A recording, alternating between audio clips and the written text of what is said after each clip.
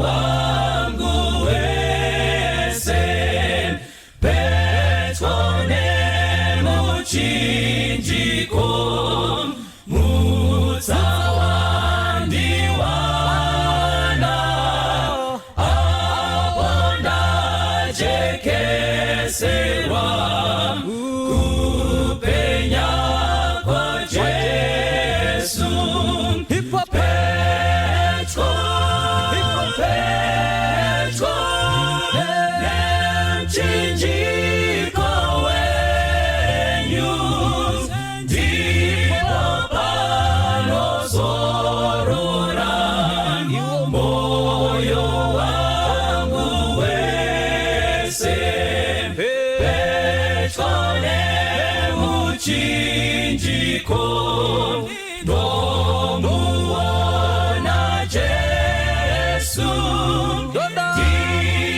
dibatsire kufamba mumavute awo Petro lemchinjiko wenyu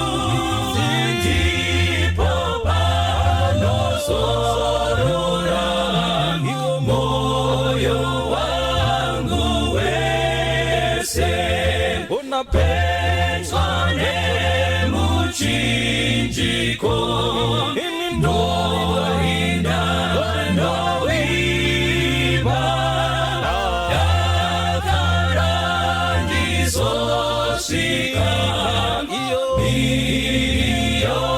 kwerisi Petro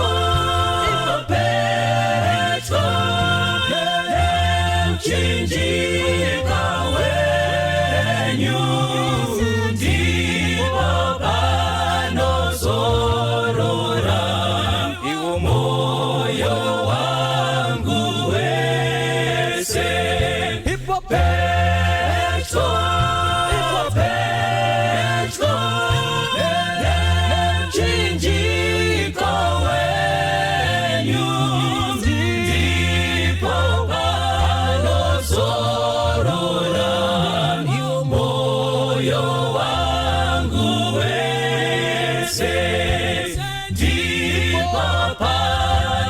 sorora, moyo wangu wese, ipo pano sorora, moyo wangu wese.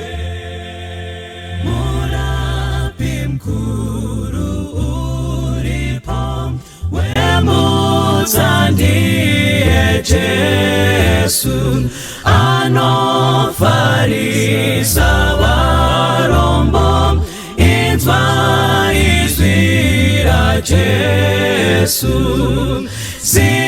zitarake ritendwe,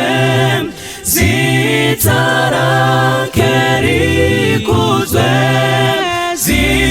zitarake rimbwe, Jesu nde Jesu, zitazo zasunungurwa, inzwa izwira Jesu, famba nyina yekudenga, tigereko na Jesu,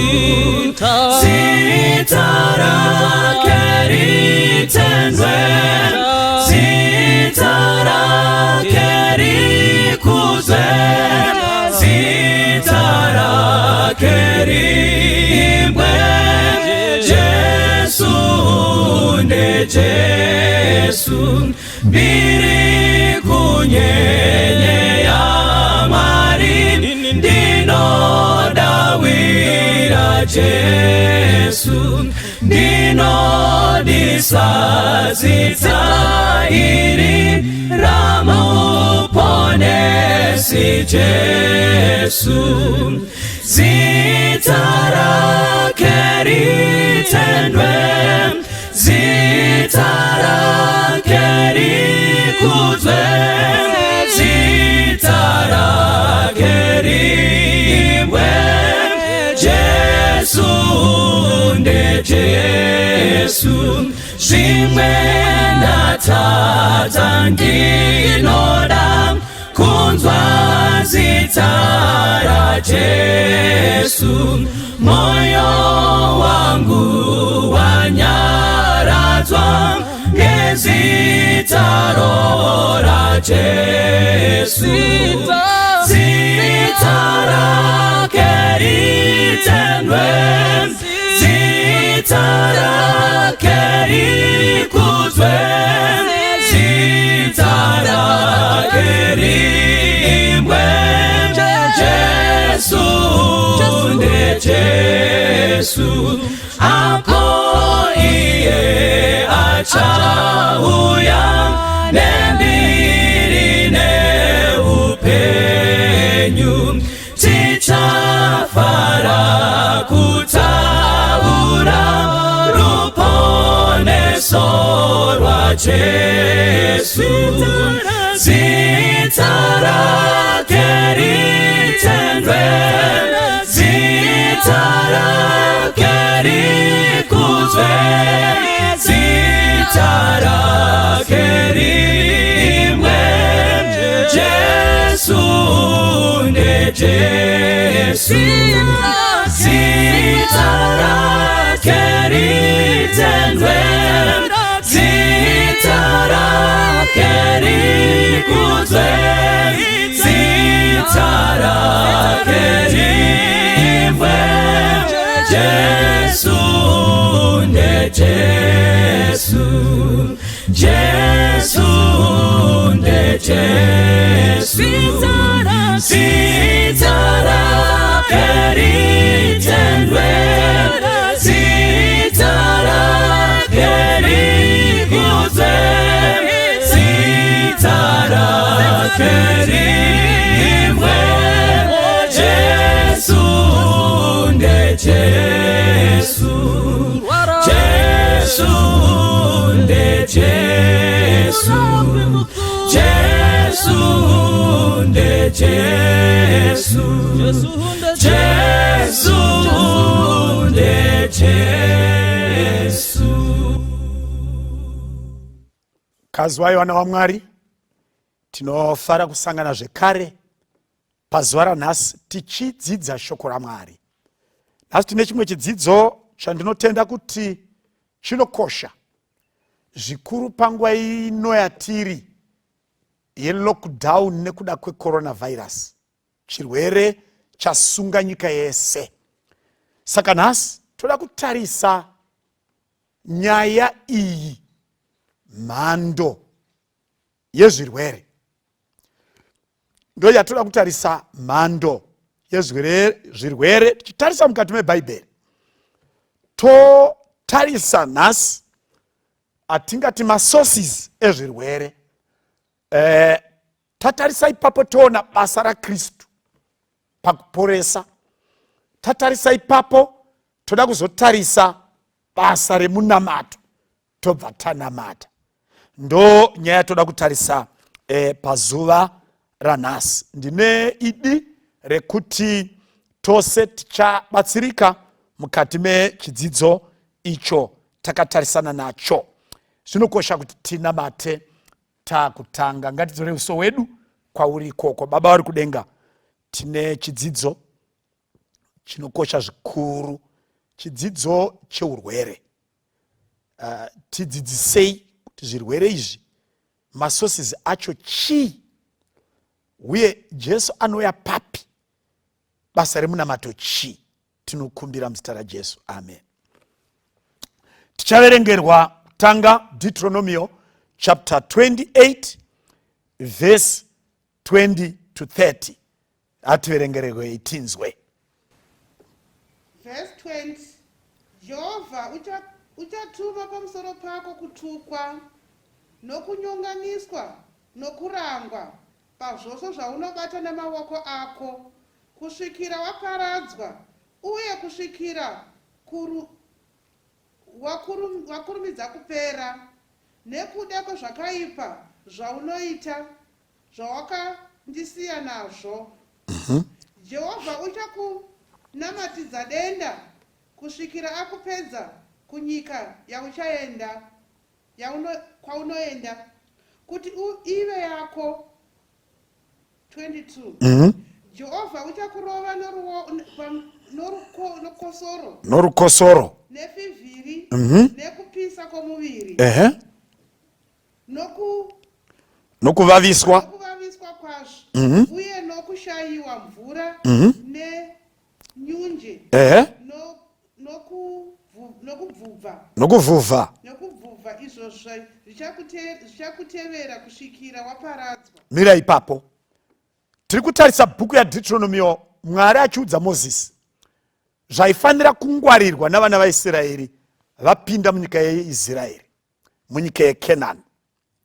Ukatotarisa verse 15 inoti, asi kana ukaramba kuteerera mirayiro iyi yandokurayira nhasi, izvi zvichaitika kwauri.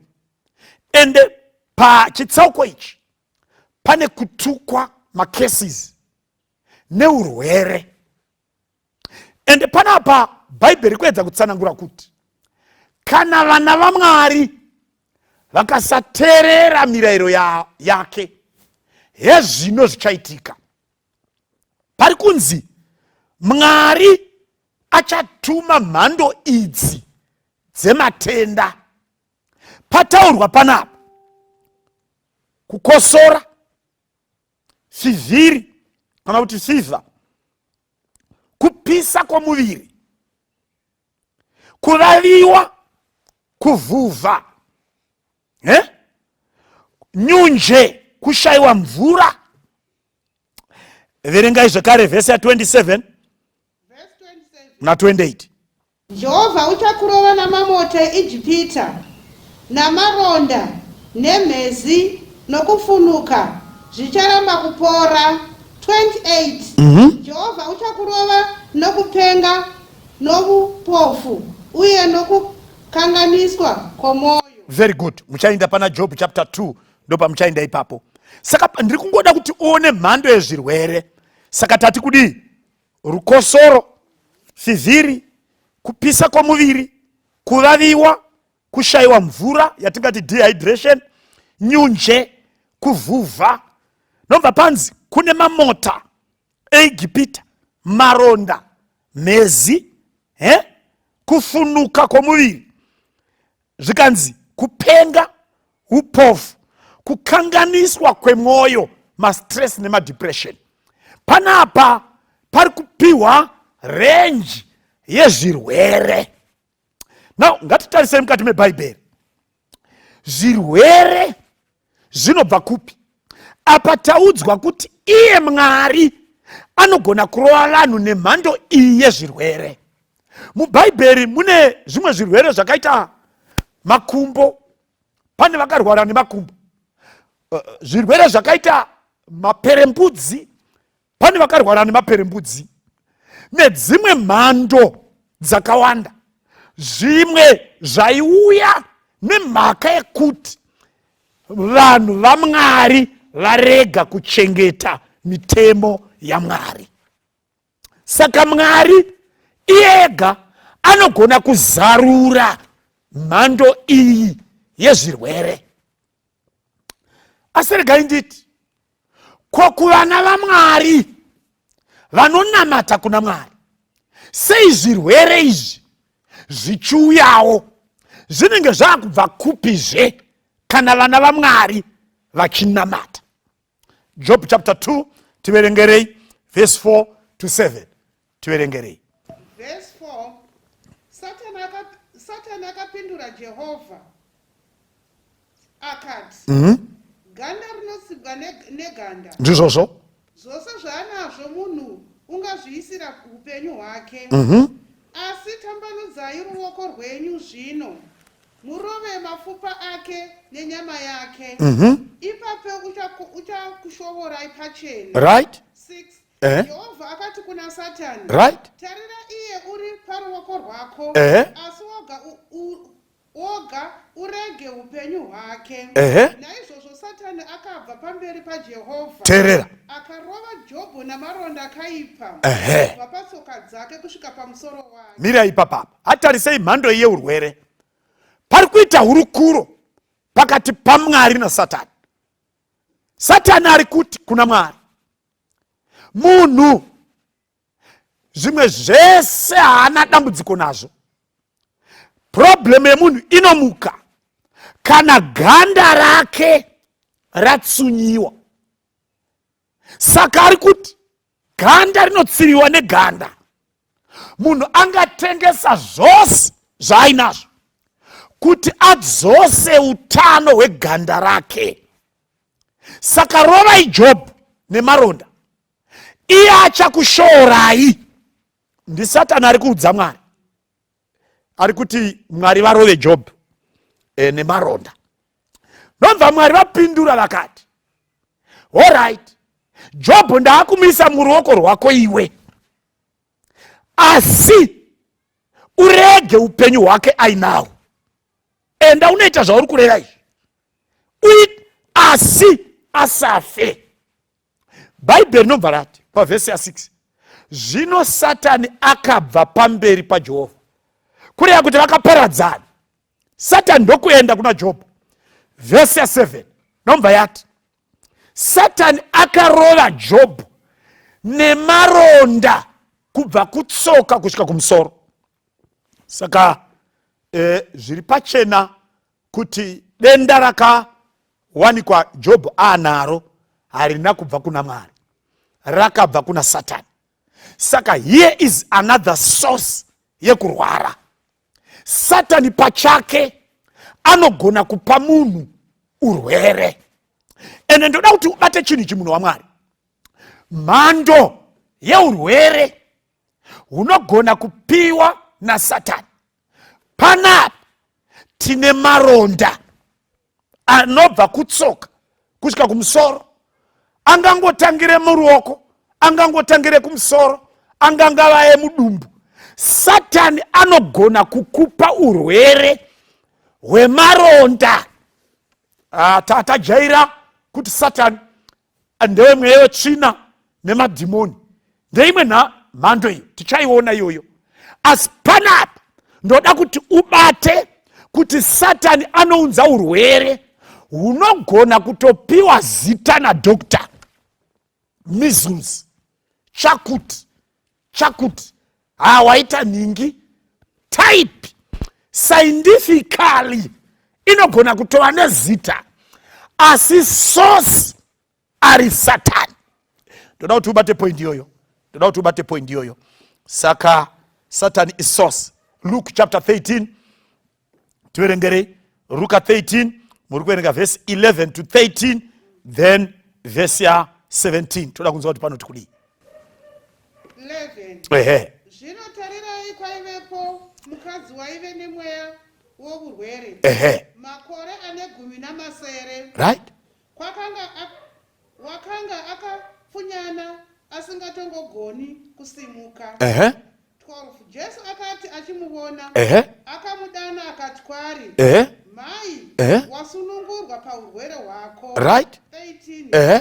Akaisa mavoko ake pamusoro pake, akatasanudzwa pakarepo. Right? Akarumbidza Mwari. Very good. Verse ya 16 na 17.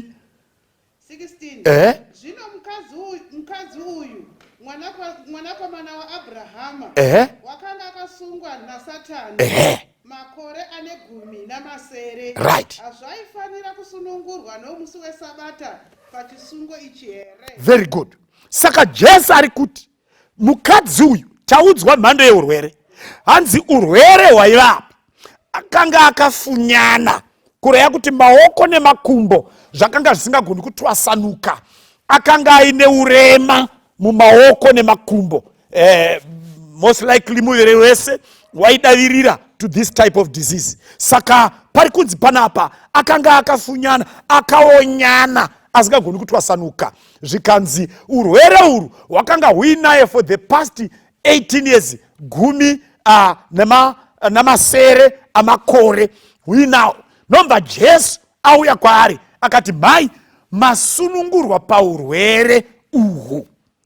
Nomba Jesu ati, ko mwana uyu mwanasikana waAbrahama anga asingafaniri kusunungurwa paurwere hwanga akasungwa naSatani for 18 years here? Heino imwe mhando yeurwere hunopiwa naSatani, imhando yekufunyana, urema, haakwanisi kutwasanuka, kufamba kana kuita zvinoitwa nevamwe. Ndiana akonzeresa? NdiSatani. That is another type yeurwere. Atisiyei papa. Andei pane imwe zvekare Mateo 17, muri kuverenga verse 14 to 16, then verse 21. Tiverengerei. Verse 14. Hongu. Vakati vasvika kuvanhu vazhinji, mumwe munhu akauya kwaari akamupfugamira akati, 15. Right? Ishe, donzwirai mwanakomana wangu ngoni. Right? Nokuti une zvipusha, unotambudzika kwazvo. Nokuti kazhinji unowira mumoto, kazhinji mumvura. 16. Ndakabuya naye kuvadzidzi venyu, vakasagona kumuporesa. 17. Verse 21. Verse 21. Hongu. Asi rudzi urwu runongobva chete nokunyengetera nokuzvinyima zvokudya. Mirai papa. Saka panapa pari kunzi pakauya vamwe baba kuna Jesu, vaive nemwana wavo aive nemweya wezvipusha. Saka mhando yeurwere yakonzereswa nemweya. NdiSatani akonzeresa. Ende chii chiri kuitika? Ane zvipusha. Mwana uyu aipupuma furo mumuromo, otsenga rurimi, right? Ogwina semunhu akuda kufa, obva akunguruka achiinda mumvura kana mumoto. Ndo yaive type yeurwere yaikonzerwa naSatani nemweya wakaipa. Nomva Jesu ati, iyi type iyi, kureva kuti kune type dzeurwere. Iyi mhando iyi inoda kunyengetera. Atisiyei papa. Luka 8 verse ya 26 tuerengerei. Luka 8 verse ya 26 tuerengerei papo. 26. Hongu. Zvino vakasvika kunyika Gerasa. yavagarasa yavakatarisana neGarirea. Wakati achibuda mugungwa panyika. Achibuda mugwa panyika. Achibuda mugwa munyika. Mumwe murume weguta akasangana naye. Wakanga ane mweya wakaipa nguva huru. Wakanga usina kupfeka nguo. Asingagari mumba.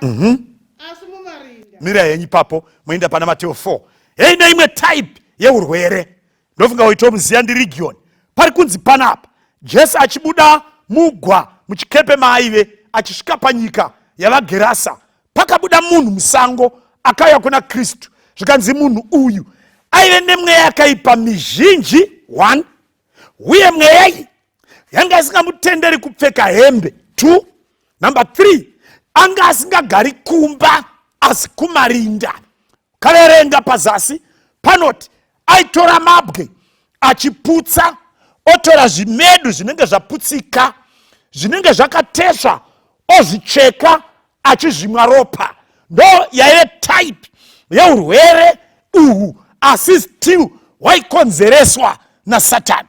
Saka Satani anogona kukonzeresa maronda, Satani anogona kukonzeresa kuunyana, Satani anogona kukonzeresa zvipusha, Satani anogona kungoita kuti munhu pfungwa dzirashike ogara musango. Imhando yeurwere. Ngatisei papapa Jesu aiporesa mhando ngani dzezvirwere? Mateo 4 verse 23. Atoerenge ipapa. Mateo 4 verse 23. Wangu. Jesu akapota neGarirea rose akadzidzisa mumasinagoge avo achiparidza ivhangeri youshe achiporesa hosha dzose namarwere ose avanhu. Mira ipapa pari kunzi Jesu akapota Garirea rose. 1, aidzidzisa vanhu. Saka vanhu vanofanira kudzidziswa shoko raMwari even vachirwara. 2, aiparidza vhangeri yeushe.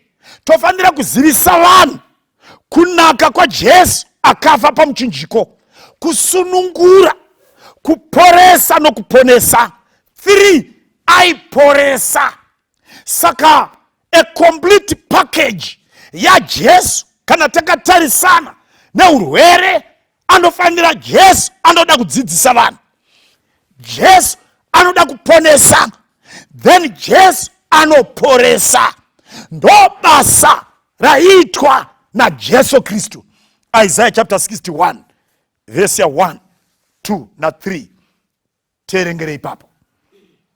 Verse 1. Yes. Mweya washe Jehovha uri pamusoro pangu. Right? Nokuti Jehovha wakandizodza kuti ndiparidze unyoro mashoko akanaka. Right, regai tiende one by one.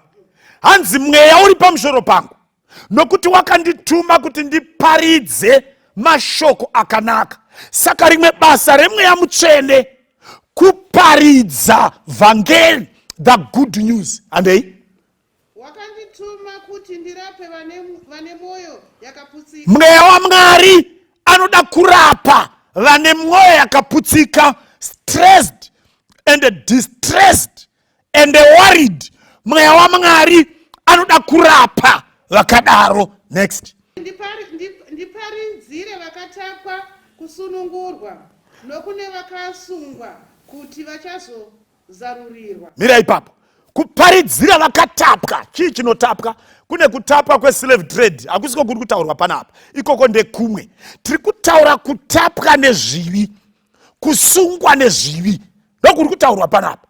Akandituma mweya waMwari akauya kuzoti vakatapwa nezvivi vasunungurwe, nekuti chitema urwere husingarapiki kun'anga kana kuhospitari, urwere hunoda mweya waMwari neshoko raMwari.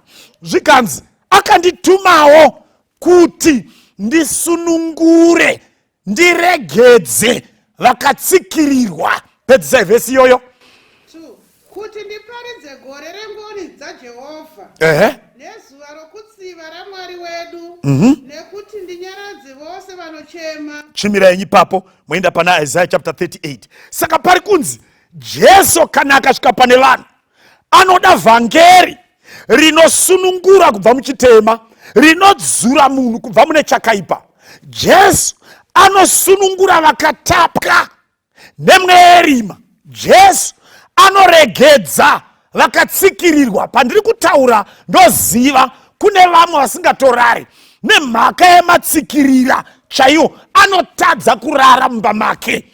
Jesu anoregedza, anosunungura kutsikirirwa kwese kopera, worara hope dzakakwana. Vari distressed, vari stressed, vakasungwa nemweya tsvina nemhando dzazvo, Jesu anosunungura. Atisiyei papapa, atinzwei basa remunamato. Teerera, vanhu vanotaura, pastor tinamatirei? Ndandaendawo kuna pastor wangu kuti andinamatire, ndiri kurwara.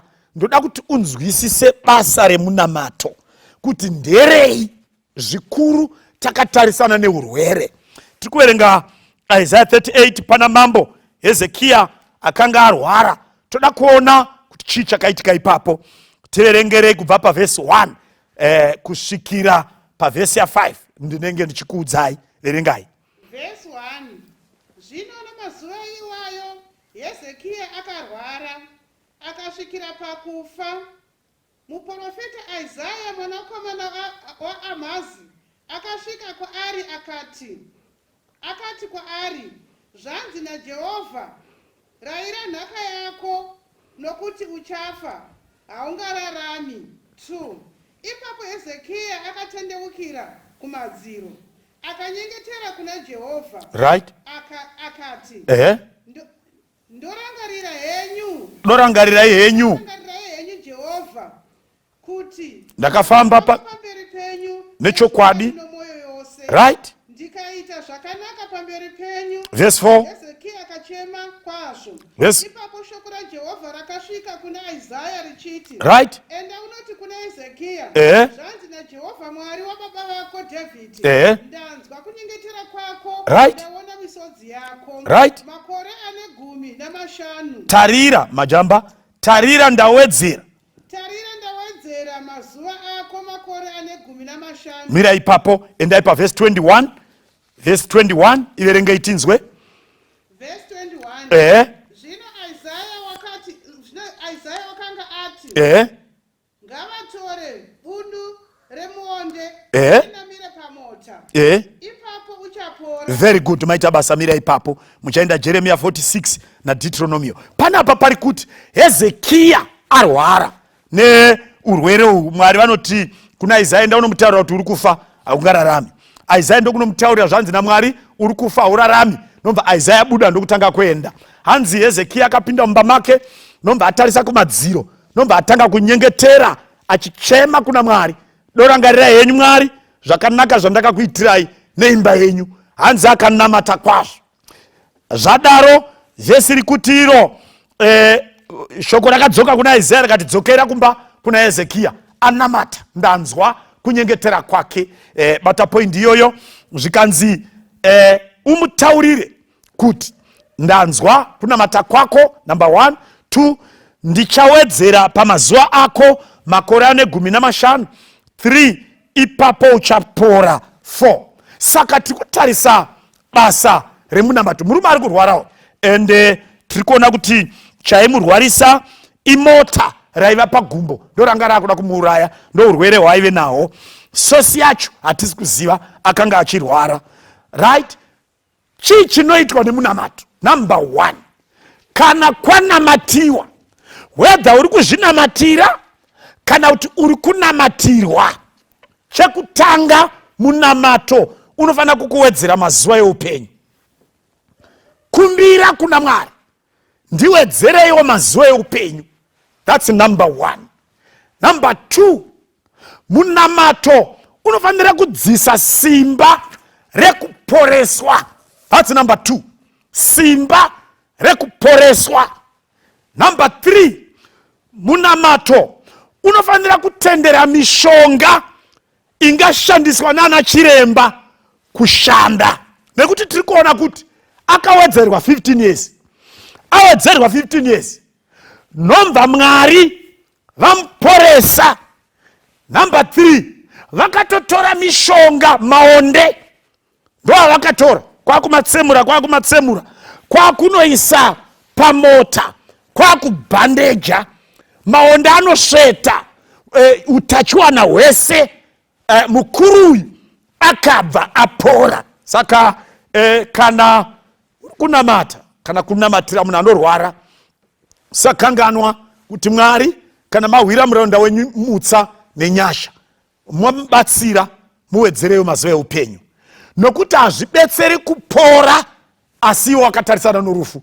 Unogona kufa even pasina kurwara. Saka panoda kuwedzerwa mazuva eupenyu.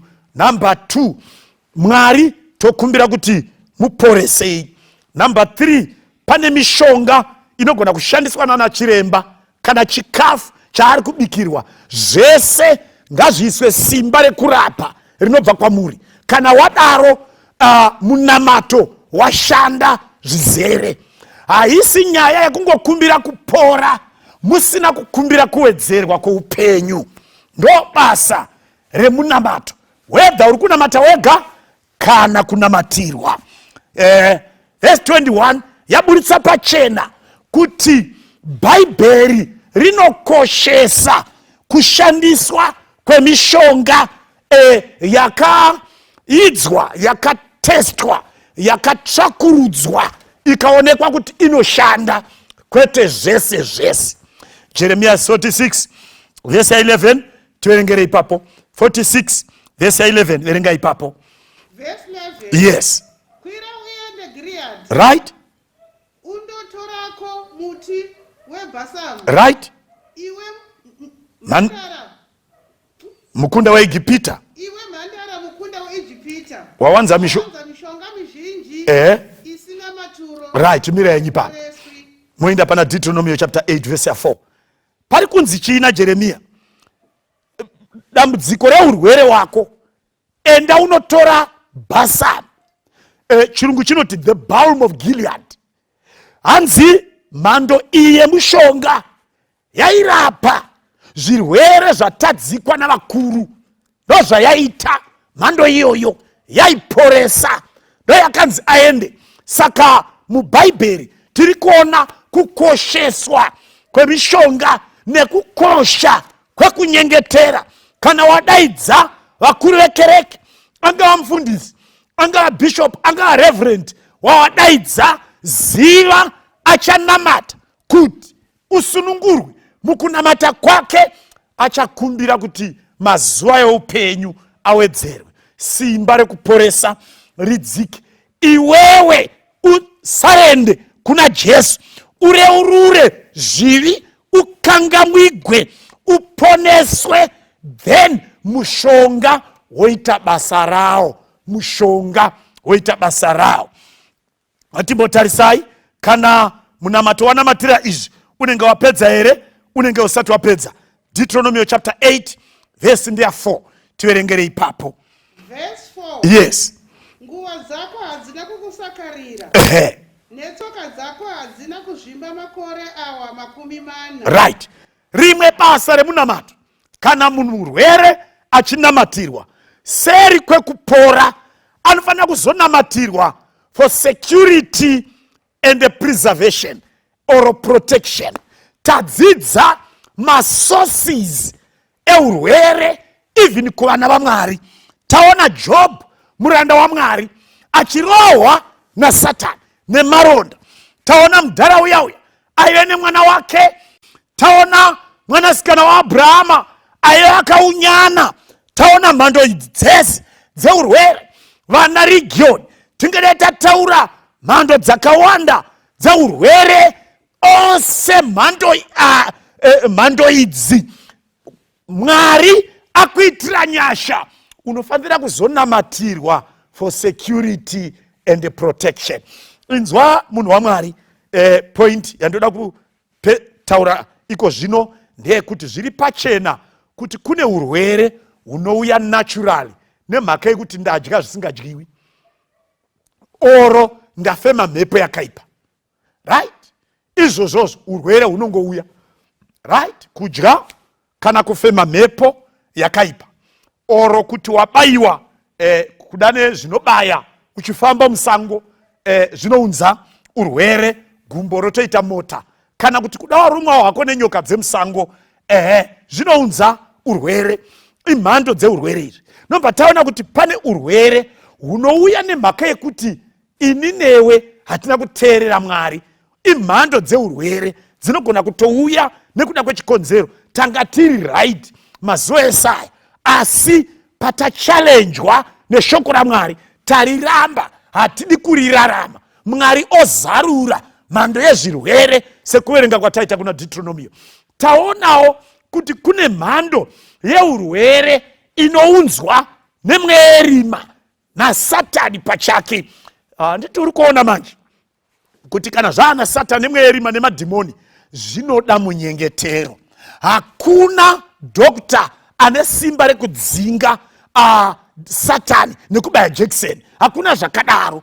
Satani anodzingwa nekunamata, nekukumbira Jesu kuuya muupenyu. Ndo madzingirwo anoitwa Satani. Kana Satani aenda, mishonga yochishanda, nekuti simba rinobata nyama panenge pasina. Ndo kukosha kwemunamato.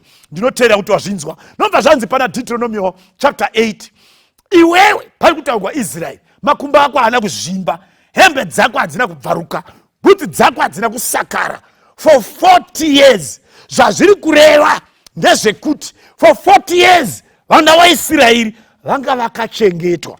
They were protected and preserved. Hakuna akarwara kune vese vakafa murenje yaremusikanzwa yavo. Otherwise vese vakararama neutano vachinwa mvura nemana yaibva kudenga. Uchaona kutiko vana vaIsraeri vaive mukuchengetedzeka kunobva kuna Mwari. Zvakadaro zvekuti vanhu vari kufamba murenje mudesert, munopisa zuva mune majecha, hakuna makumbo akazvimba, hakuna hembe dzakabvaruka. Why? Because mweya waMwari anogona to preserve munhu ari muutano. Inowo kuti ndiri kutaura izvozvi kune munhu atone 40 years 50 years asati apinda muhospital. Very possible. Vamwe vachirarama nemapiritsi, iwe hauna nothing, uri kurarama. Why? Because masikirwo awakaitwa. The body was commanded to deal nezvirwere. Moso tikachengeta mirayiro yaMwari, mirayiro yeutano, Mwari vanotichengeta. Zvikurusa tikanamata kuna Mwari anotichengeta. Saka wana waIsraeri zviri pachena kutiko pa 40 years kamwana kakabva kaine 2 years kuEgypt kakasvika kaane 42. Akanga kasiri kupfeka bhutsi ye 2 years kaka kupfeka ye 42 years. Kureva kuti bhutsi yaikura, iye achikura, hembe dzaikura, iye achikura. Hakuna chakachinjwa. Kwakusina Truets na Edgars, kwakusina mupedza nhamo, kwakusina zvese izvi. Airarama akadaro naidzodzo Mwari akapreserva, akachengeta. You need that protection, that preservation. Inzwa muranda waMwari, panguva ino ndoda kuti tinamate. Takuimba rwiyo rwatichaimba murapi mukuru wemutsa ndiye Jesu. Tichiimba rwiyo irworwo dzamisa ndangariro. Ina handizivi mhando yeurwere wauri kusafa, handizivi mhando yekurwara kwauinako, iwe ndio unoziva. Iwewe uri pauri papapo, inzwa munhu waMwari, kuda source yeurwere ndiwo wakakonzeresa nekusateerera shoko raMwari. Kuda zvakangouyawo, Satani akapoera muupenyu hwako, ukangoona wane rimwe denda riri kunetsa kupora, watraya zvese, ina handizivi. Kuda ndezvawakadya, kuda wakashinirwa nevakakushinira vakakupa zvimwe zvinhu zvisingaite. Muimbi ari kuti murapi mukuru wemutsa ndiye Jesu. Zita rake rikudzwe, zita rake ritendwe. Iye Jesu, zita rake ngariimbiwe. Jesu ega, iye Jesu. Nokuti hakuna rimwe zita ratakapiwa kudenga kana pano panyika ratichaporeswa naro kusiya kwezita raJesu. Pandiri kutaura vamwe misodzi vari kuchemedzwa necoronavirus yatora hama dzavo. Vamwe inoto BP, vamwe stroke, vamwe sugar, vamwe cholera, vamwe diarrhea, vamwe typhoid nezvimwe zvirwere zvatisiri kuziva sosi yazvo kana kwazvakabva nako. Panodiwa zita raJesu, panodiwa zita ramuponesi. Inzwa mudiwa, teerera kuimba kuri kuita muimbi. Panodiwa zita raJesu. Zita rake rikakudzwa muupenyu hwako, zita rake rikaimbiwa muupenyu hwako, zita rake rikataurwa mukati mesituation yauri, zita raJesu ukavimba naye, ukazvisarenda kwaari, ukazvipa kunaari. Iye Jesu, tadza ndinoda kunzwa ita raJesu, ndivyo wangu wanyaredza nezita raJesu, zita rake ritendwe, zita rake rikuzwe. Tinoda kunamata newe mudiwa. Handizivi situation yauri, handizivi misodzi yako, handizivi zvakutambudza, zvatambudza mwana wako, zvatambudza hama yako, zvatambudza mudzimai wako akarara panhoo. Uyambirine neupe tichafara kutaura ruponeso raJesu, zitawo zita rake ritendwe, o zita rake rikudzwe, o zita rake oroimbwa, Jesu ndeJesu. Takunamata Baba wekudenga, Ishe wanoera, Mwari mukuru, imi munonzwa kunyengetera. Makanzwa Hezekia anyengetera, makanzwira baba vaya vaive nemwana aive nezvipusha. Region makamuona mukaona kuti hapana anomunamatirawo, asi makamunzwira urombo. Imi Mwari, Job pachake makamubatsira pazuva rekupedzisira, makarapa muviri wake. Nhasi tarirai mwanasikana wenyu, tarirai mwanakomana wenyu, tarirai muranda wenyu atambudzika, arwadziwa. Even mhuri yake haisina kana zano, havachazivi kuti voita sei naye. Ari kuuya kwamuri, zita renyu rikudzwe. Ari kuuya kwamuri, zita renyu ritendwe. Ari kuuya kwamuri, zita renyu riimbwe. Imi makudzwa mukuporeswa kwake. Inzwai Mwari, pane anorwara, pfuurai nepo. Pane arwadziwa, pane atambudzika, sunungurai vakasungwa, regedzai vakatsikirirwa, nyaradzai vanochema. Vamwe vanga vakurambwa nehama dzavo sana Region, vatadzikwa, hapana achada kugara naye, akusema muwirei wourombo paakatera munamato uyu. Shewe kudenga, tarirai kutenda kwake, mubatsireiwo pakutenda kwake. Haazi here mwanasikana waAbrahama for 18 years akasungwa naSatani. Dai mamusunungura, musunungurei muzita raJesu tinonamata. Amen.